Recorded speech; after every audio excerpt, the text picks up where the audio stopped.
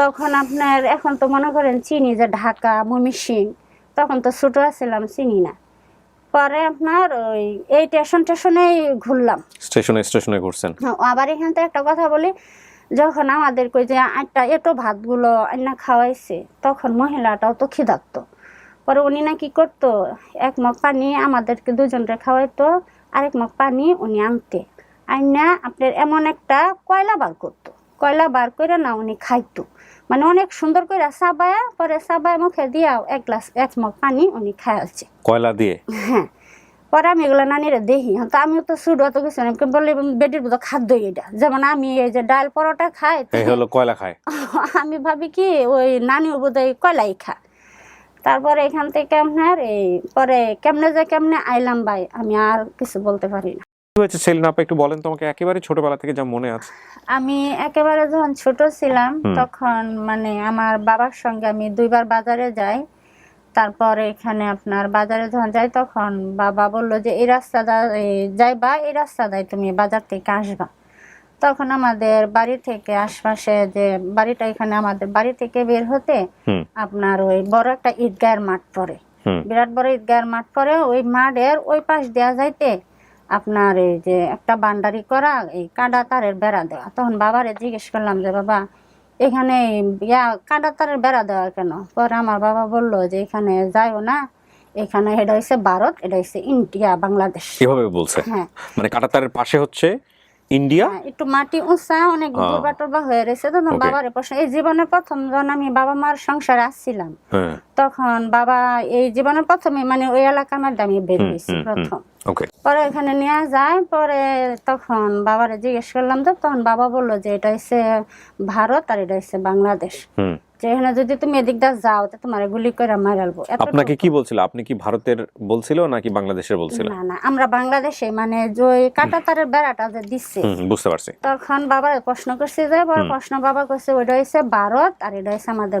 চলেন। হ্যাঁ, তারপর আপনার এই যে বাজারে গেলাম, পরে বাজারে এখান দা শর্টকাট গেছি। পরে বাবা বলে তে এদিক দা তো তুমি গাড়ি ঘোড়া, তো এদিক দা যাইতে না। পরে শর্টকাট একটা রাস্তা গ্রামের এই যে বাড়ির ভিতর দিয়ে আর কি দিছে।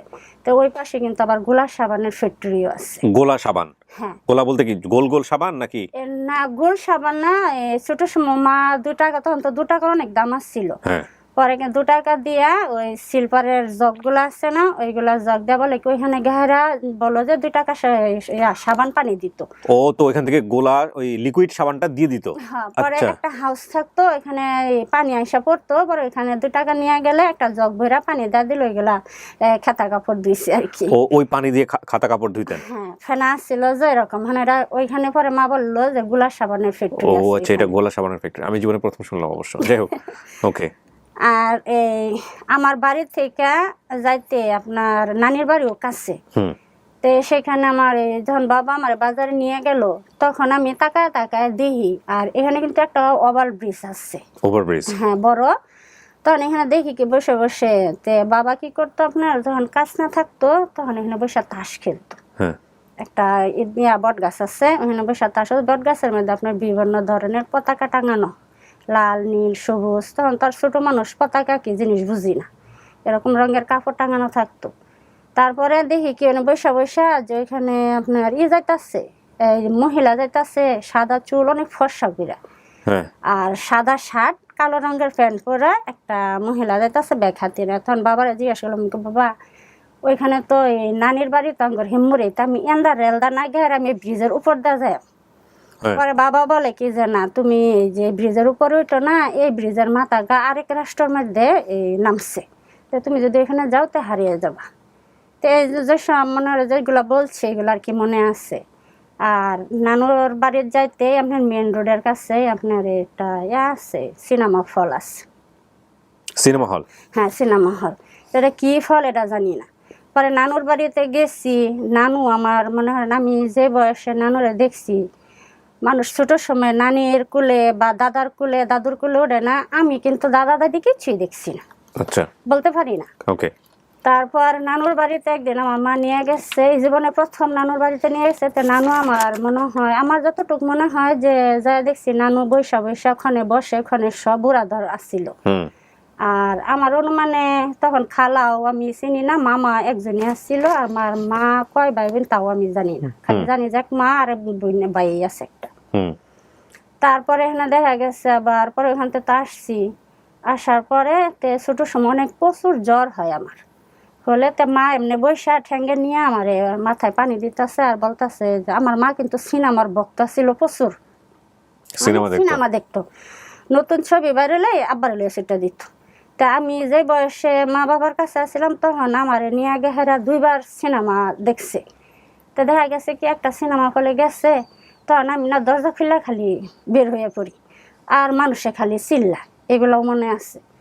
তারপর আপনার জ্বর হইল, জ্বর হওয়ার পরে তখন মা জিজ্ঞেস করতেছে তো এখন আমরা কেমন পোলাফানটা সান্ত্বনা দিই অনেক ধরনের কথাবার্তা কইয়া। পরে মা বলতেছে যে তোমার জ্বর ভালো হইলে এই ছবি দেখতা না, তোমার এক চাচা নতুন ছবি করতাস।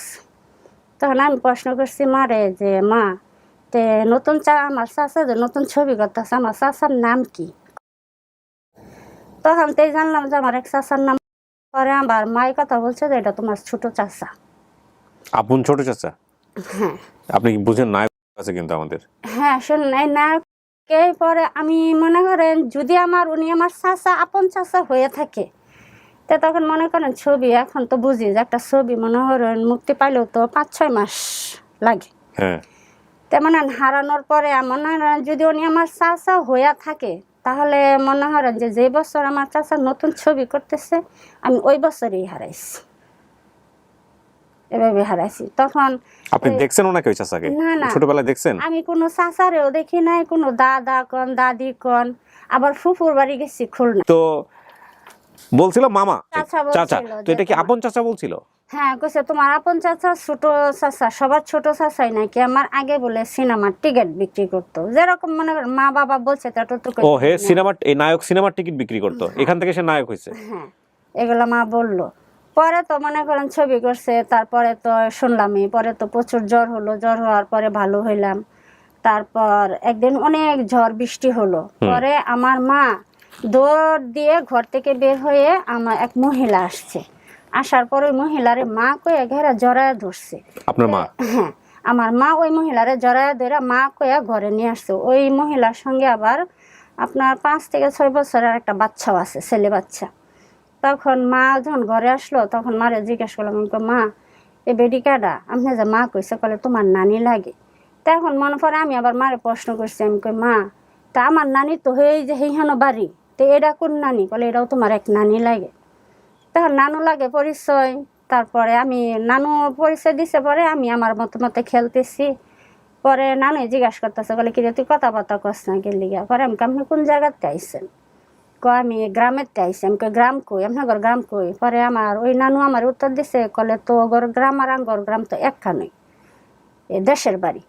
পরে আমি কইতে আমি দেশের বাড়ি যাইম, দেশ নানি কি আছে? নদী আছে, নৌকা আছে। পরে আমি আবার বলছি কি সরিষা ক্ষেত আছে? পরে বললো হ্যাঁ সরিষা ক্ষেত আছে। পরে আমি যাইম। পরে আব্বা রাত্রে আইলো, পরে হয়তো মা বলছে, বলার পরে আমার মা বা জিজ্ঞেস করছে যে তুমি কি তোমার নানুর সাথে যাইবা? আমি আপনার আপন নানু ছিল না, আমার আপন নানু তো ওই যে বললাম বুড়া, বিছানায়। এই নানু কেমন নানু সম্পর্কের দিক থেকে? এই নানু যে কেমন নানু ভাই তো আপনি জানেন না? জানি না আমি। আচ্ছা তারপর মনে হয় এখন তো যে চাচিরা আছে, চাচি করে যে আমার বাচ্চারা নানু করে ডাকে, তেমনই বোধ। বাবা জিজ্ঞেস করছে আপনি যাবেন কিনা? হ্যাঁ তারপরে? পরে আমি বলছি হ্যাঁ যাব। পরে ওই ভদ্র মহিলা আমাকে নিয়ে গেছে, যাওয়ার পরে কি বাবা কি গাড়িতে উঠায় দিচ্ছে না কে তুলছে ওটাও আমি বলতে পারি না। তখন মহিলাটা না নিয়ে গিয়ে ভাইয়া আমারে দেশের বাড়িতে নিয়ে যায় নাই, আমারে নিয়ে যাওয়ার পরে সে কোন জায়গায় যে নামছে সেটাও তো আমি বলতে পারি না। তারপরে ওই মহিলা কয়েকদিন মানুষের বারান্দায় হয়েছে তার ছেলেরে নিয়ে আমারে নিয়ে, আবার আমার পরনে দামি দামি কাপড়ও আসছিল, দেশের বাড়ি যাইতেছি। তারপর মানুষের বারান্দায় 3-4 রাত মনে হয় কাটাইছে আপনাকে নিয়ে। হ্যাঁ আমারে নিয়ে উনিও কাটাইছে। তারপর খিদার পেট, আমি কিন্তু অত ছোটতে কিন্তু অত খামারি নাই। আমি একটা জিনিসই খাইতাম কি, আমার বাবার সংসারে থাকতে আমি পরোটা আর আলু ডাল ভাজি খাইছি, এটাই আসি না আমার খাদ্য।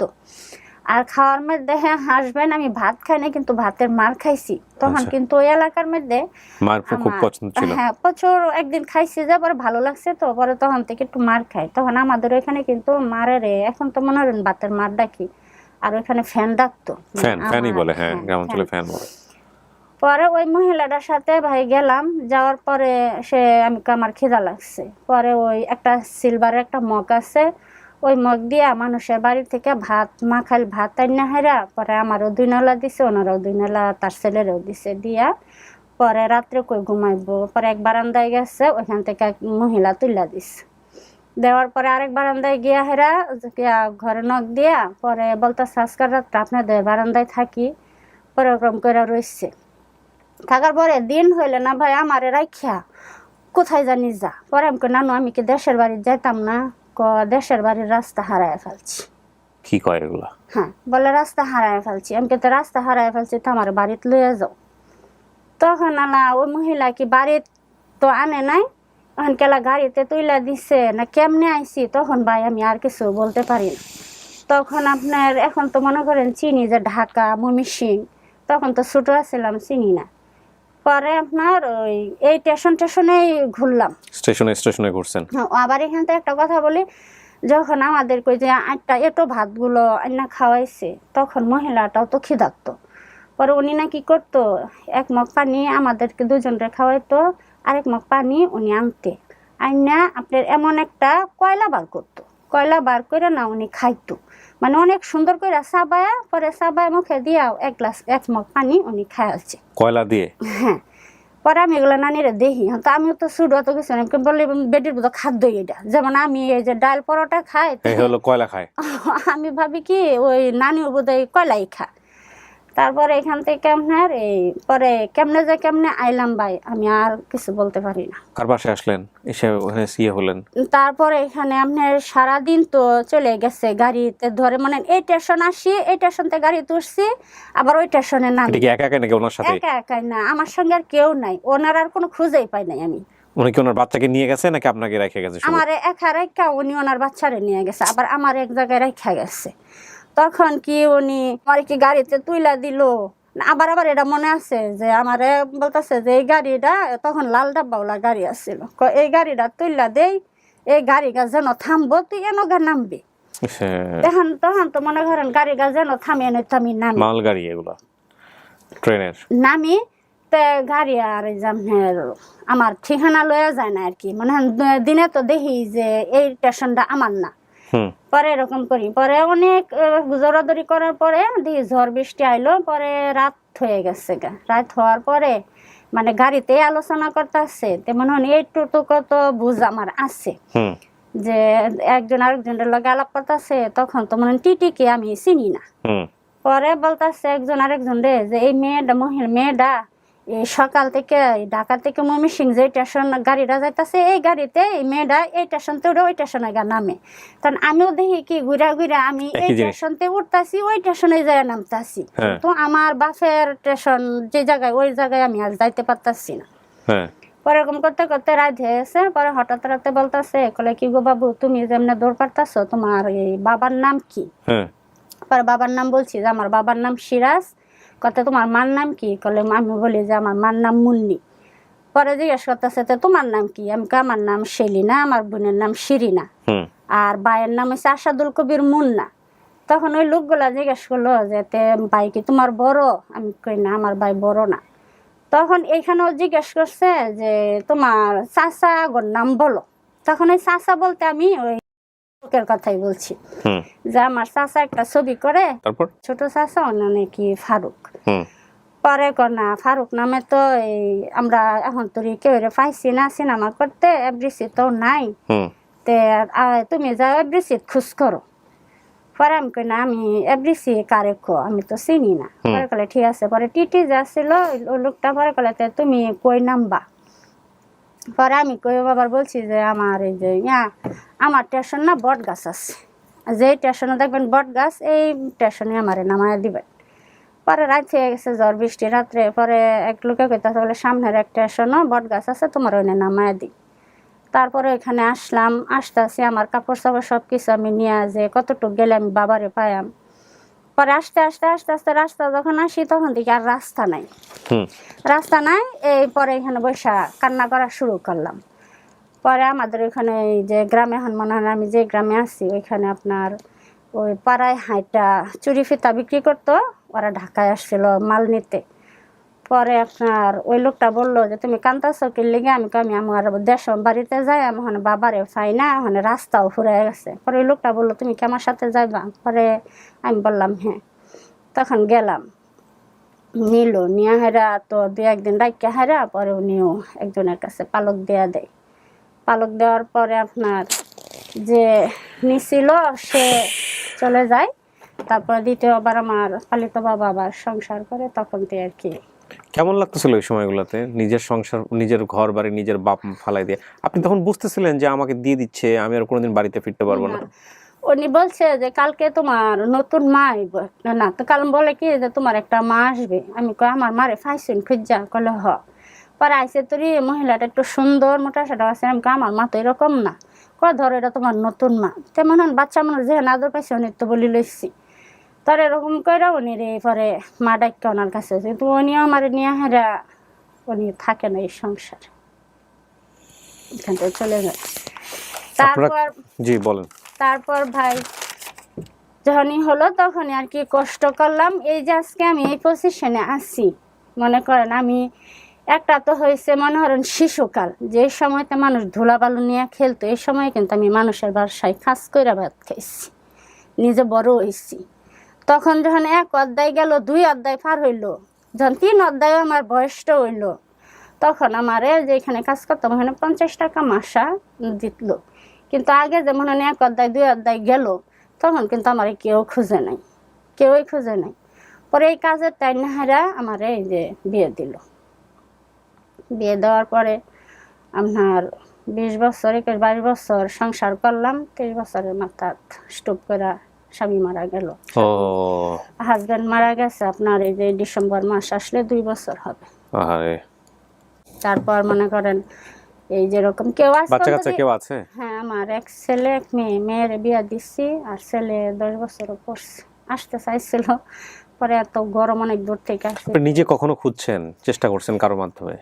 ভাই এমন করে কেউ জিজ্ঞেস করে নাই আমারে যে তুই কোত্থেকে আসছোস বা কি একটা, এমনি মনে হয় মহিলারা জিজ্ঞেস করে যে তুই গাইছস, তোর মা বাবার নাম কইতারস না? আমি মা বাবার নাম তো কইতারি, কলে গ্রাম নাম কইতারস নাম কইরা কইলে তো আমি যাইতেই পারতাম। এমনি ওরকম করে কেউ জিজ্ঞেস করে নাই আর কি, যে আমি কোত্থেকে এলাম বা কিভাবে। মায়ের চেহারা মনে আছে, বাবার চেহারা মনে আছে? না, এগুলো ঝাপসা ঝাপসা ঝাপসা ঝাপসা হয়ে গেছে। এগুলো ঝাপসা। বাবা ফুফুর বাড়ি গেছি, ফুফু আমার মনে নাই যে ফুফি কেমন। যখন নিজের ছেলে মেয়েদের সাথে নিজের বাপ মায়ের গল্প করা হয়, হ্যাঁ সময় পান এগুলো নিয়ে কথা বলা? আমি সারাদিনে আমার মেয়ে থাকতো, যখন মেয়ে ছোট ছিল তখন আমার বিয়ের পরে স্বপ্নের দুঃখটা আমার মেয়েটা দেখছে, কিন্তু যখন বাবা ছেলেটা হয়েছে তখন অত কষ্ট আছে না, কিন্তু এখন আমার ছেলেটা অনুভব করে কষ্টর যে কি কষ্ট। তখন তেমন হয়নি, এভাবে তার জিজ্ঞাসা না। যখন বাচ্চার বাপ মারা গেল তখন এই যে আমাদের খুকা ভাই উনি জিজ্ঞেস করতেছেন যে মনে হয় বাবা মা স্বামী মারা গেছে, তো সবারই একটা কৌতূহল জাগে যে মহিলাটার যে স্বামী নাই কে কিভাবে চলে। তখন উনি 3-4 মাস পরে জিজ্ঞেস করতেছেন যে আপা ভাই তো নাই, আপনি চলেন কেমনে? আপনার এই বাবা মা কিছু হেল্প করে না? আমি ওপরে কথা শুরু করেছি কি, আমি আমার বাবা মা থাকলে তো হেল্প করবো। বলে কি কোন বাবা মা নাই, ভাই বোন কি নাই? আমি আমার এই 3 কোলে কেউই নেই, আমি এই 3 কোলে একা। পরে কলাম নিয়ে হিস্টোরিটা বলেন তো, তারপরে বিস্তারিত ওনার কাছে সব কিছু খুললা বললাম। পরে বলি আর কান্দি, আমি এমন করে তো আমার কেউ জিজ্ঞেস করে নাই। আজকে মনে করি যে সময় তো বাবা কাছে থাকতে হয়, এই সময় তো আমি মা বাবারও পেলাম না, আর মা বাবাও খুঁজছে কিনা তাও বলতে পারি না। নিশ্চয়ই খুঁজছে, সন্তান তো সবার কাছেই দামি। অনেকেই বলে যে মা বাবা হয়তো ফালায়া দিছে, অনেকে মনে করেন 10 জন থাকে 10 জনের মুখে না, মা বাবা ফালায় দেয় কিভাবে? মানে এটা হয় কি, মানুষের দেখেন মানুষ যে পরিবেশে বড় হয়েছে, মানুষ ওই চিন্তার জগৎটা ওরকমই। আমি কথা বাড়াবো না, আমি শুধু একটা জিনিস আপনাকে একটু বলি। আপনার তো মোটামুটি সবই বলেছেন এখানে, আপনার ভাই বোনের নাম কিছু মনে আছে না? এই নামগুলো একটু বলেন তো। আমার নাম সেলিনা। হ্যাঁ, মায়ের নাম? মায়ের নাম মুন্নি, বাবার নাম সিরাজ, আর আমার ছোট বোনের নাম শিরিনা, ভাইয়ের নাম আসাদুল কবির মুন্না। আপনার ভাইয়ের নাম হচ্ছে আসাদুল কবির মুন্না? হ্যাঁ, আমি যখন হারায় যাই তখন আমার ভাই আপনার খারাকুলে। আর আপনার এক চাচা ছিল, ওনার নাম হচ্ছে ফারুক। জি। ওকে, তো আপনার বাবা কি করতে পেশায়? আমার বাবা, আমি দেখতাম ছোট সময় বাস চালাইতো, তো তখন বাস চালাইতো যে ড্রাইভার ছিল সে? হ্যাঁ, ড্রাইভারই ছিল। পরে একদিন রাত্রে সকাল হয়েছে যে আমার বাবা গা গোসল ধুইয়া এমন একটা ব্যাগ নিয়ে অনেকটি টাকা খুচরা টাকা যায়, তো এখান থেকে আবার আমার 2 টাকা দিয়ে গেছে, তো তুমি রাত্রে কিছু খাইছো না, তো সকালে দোকান থেকে কিছু আনলো। আমাদের এদিকে আবার সবকিছু সুবিধা আছে, আপনার হাসপাতাল আছে, মাদ্রাসা আছে, সবই আছে, বিরাট বড় একটা ঈদগাহের মাঠও আছে এখানে। তারপর আমি মারা জিজ্ঞেস আব্বা আপনি ব্যাগ লইয়া কই যাবেন? আচ্ছা, আপনি এখানে কি বলেছেন বলেন তো? ব্যাগ নিয়ে কোথায় যাবেন এই জায়গা থেকে একটু আসতে? আচ্ছা, বলেন আগে ব্যাগ নিয়ে কোথায় যাবেন? পরে জিজ্ঞেস করি আব্বা ব্যাগ লইয়া কই যাবেন? মালিক হেরানো যায়। কোথায়? মালিকের কাছে। মালিকের কাছে যাবেন? মালিকের কাছে যাব টাকা দিতে। আচ্ছা, তখন জানি যে বাচ্চা আমার বাবা। আপনার বাপ চাচারা 7 ভাই? হ্যাঁ, আমি সঠিক বলতে পারি না, তো আমার মা বলছে যে তোমার বাপ চাচারা 7 জন। ওখানে এটা হালকা পাতলা মনে আছে, এটা আমি শিওরটা বলতে পারি না। আচ্ছা, আপনারা একটু মনোযোগ দিয়ে আমার এই কথাগুলো শুনবেন, উনি যা লিখে নিয়ে আসছেন এখানে আপনাদের একটু ম্যাপ পেতে সুবিধা হবে। নাম সেলিনা, পিতার নাম মোহাম্মদ সিরাজ, মাতার নাম মুন্নি, 2 বোন 1 ভাই, বোনের নাম শিরিনা, ভাই আসাদুল কবির মুন্না, বাবা ড্রাইভার বাসে এবং ট্রাকে থাকতো শহরে। প্রতিবেশী নানির সাথে গ্রামের বাড়িতে আসার সময় ট্রেনে উঠে গন্তব্যে আসে, তারপর নানি আর গ্রামের বাড়ি চেনে না, তারপর কতদিন মহিলার সাথে থাকে ফুটপাতে, এরপরে উনি ট্রেনে উঠিয়ে দেয়, এরপরে উনি যেভাবে হারিয়ে গেছেন। আচ্ছা, এই হলো বর্ণনা। কিন্তু এখানে যেটা হচ্ছে যে ওনার বাড়ির যে ঠিকানাটা সেটা হচ্ছে ফুপুর বাড়ি খুলনা ছিল, ফুপুর কথাও মনে নেই। বাড়ির পাশে ইন্ডিয়ার বর্ডার এবং কাটা ওয়াল, মানে কাটা তারওয়ালা ওয়াল করা, অল্প একটু কাটা তারের বেড়া ছিল। বাড়ির পাশে বিরাট ঈদগাহ মাঠ, বাড়ি থেকে রেল স্টেশনে 1.5 থেকে 2 কিলো পরে ওখানেই রেল লাইন শেষ। ওখানে একটা খালি মাঠ ছিল, বড় বড় কয়লা ভাঙতো, তাই না? বড় বড় কয়লা কি লিখেছেন? হ্যাঁ, বড় বড় মানে আমার বাড়ি থেকে নানুর বাড়ি যাইতে রেলগেটটা যে ওখানে, তো বাবার সাথে আমি 2 দিন বাজারে যাই, তো নানুর বাড়িতে গেছি, যাওয়ার সময় দেখি যে মাঠটা ফাঁকা, আসার সময় দেখি না এত বড় বড় একটা কয়লা ফালায় রাখছে, আর বিভিন্ন ধরনের বেড়ান মহিলারা আইসা এখানে কয়লা ভাঙে, বাদে দিন গা দেখি আর কয়লা নাই। ওকে, কয়লা ভাঙতো, বড় পাথর ভাঙতো, তারপর দোকান থেকে নিয়ে যেত। ঈদগাহ মাঠের পাশে একটা গোলা সাবানের কারখানা ছিল, পাশে ইট বর্ডার নাকি লিখছেন এটা, পাশে হচ্ছে এক ফিল্মে অভিনয় করতো, ওনার নাম বলেছেন এটা। চাচারা 7 ভাই, বাড়ির পাশে ফ্যামিলি প্ল্যানিং এর হাসপাতাল, ওখানে আবার লাঠি খেলা হয়। হাসপাতালের সামনে একটা বিল্ডিং বাড়ি আছে, ঈদগাহ মাঠের চারদিকে ওয়াল করা, বাড়ির সামনে একটা বিরাট খালি মাঠ ছিল, ওখানে শুটিং হতো। এই হচ্ছে ওনার বর্ণনা। কোনো কিছু কি বাদ গেছে না? সবকিছু বলতে পারছেন? না, শুটিং হতো যে ধরেন আমার বাড়িটাতে সোজা, মানে এইটা আমার বাড়ি, পরে এখান থেকে বের হলে আপনার বাম সাইডে পরে আপনার এই সরকারি হাসপাতাল, পরে এইখানে পরে ডাইন সাইডে একটা তম্বুস, আপনার এই যে ঈদগাহের মাঠের মারে যে আসলে মা এটা কি কলে, এটা ঈদের মাঠের তম্বুস কি তার আমরা বলতে পারি না।